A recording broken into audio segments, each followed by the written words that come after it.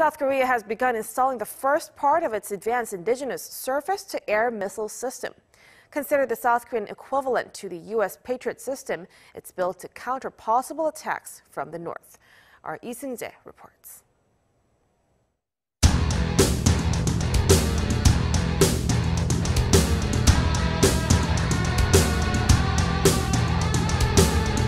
Korea Selatan sedang dalam tahap akhir pengembangan rudal balistik surface-to-surface canggih sekuat hulu ledak nuklir taktis. Langkah itu terungkap ketika Seoul meluncurkan proposal anggaran yang bertujuan untuk memperkuat pertahanannya menghadapi Korea Utara. Menurut laporan kantor berita Yonhap yang diterbitkan pada hari Kamis, senjata baru itu dapat membawa hulu ledak hingga 3 ton dengan jangkauan penerbangan 350 hingga 400 km, 217 hingga 248 mil. Rudal ini dirancang untuk menghancurkan fasilitas dan pangkalan rudal bawah tanah dengan menembus terowongan bawah tanah untuk secara efektif meniadakan rudal balistik antar benua (ICBM) berhulu ledak nuklir sebelum diluncurkan. Laporan itu mengatakan bahwa senjata tersebut juga dapat mencapai semua wilayah Korea Utara jika ditembakkan dari sekitar perbatasan antar Korea. Proyek ini berlanjut setelah pencabutan penuh pembatasan yang diberlakukan AS pada pengembangan rudal Korea Selatan. Kami akan mengembangkan rudal yang lebih kuat, jarak jauh dan lebih tepat untuk melakukan pencegahan dan mencapai keamanan dan perdamaian di semenanjung Korea, kata pemerintah Korea Selatan dalam sebuah pernyataan. Pada tahun 2020, Korea Selatan mengumumkan rudal balistik jarak pendek, SRBM, HYUNMOO-4 yang baru dapat membawa hulu ledak 2 ton. Sementara pada bulan Maret Korea Utara menguji SRBM yang diklaim dapat mengirimkan muatan 2,5 ton.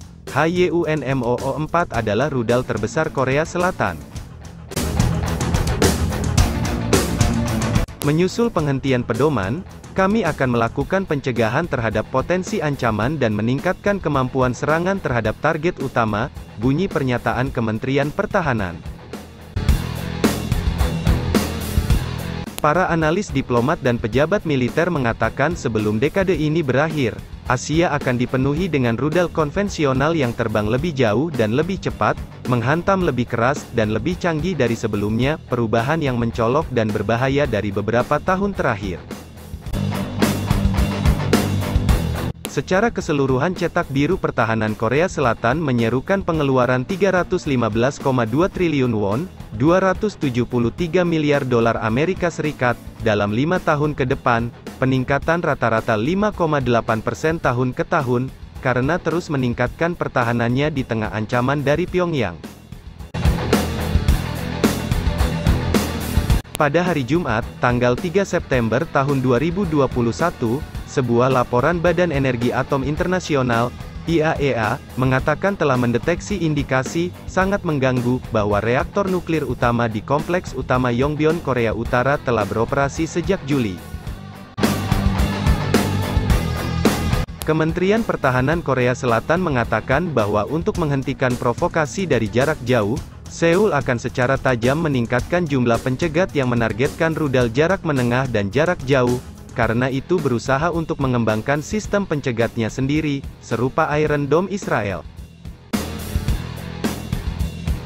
Untuk lebih mendeteksi ancaman semacam itu di semenanjung Korea, militer Seoul akan mengerahkan sistem radar peringatan dini rudal tambahan dan memperkuat kemampuan pengawasannya. Rencana pertahanan juga berupaya untuk memperluas kehadiran Seoul di luar angkasa dengan tujuan untuk menyebarkan sistem radar baru untuk memantau objek luar angkasa pada awal 2030-an. Sementara itu Angkatan Laut Korsel juga berencana untuk membangun lebih banyak kapal selam berbobot 3.000 ton atau lebih besar untuk menggantikan fregat yang sudah tua dengan yang baru, dengan kemampuan operasional dan tempur yang lebih baik.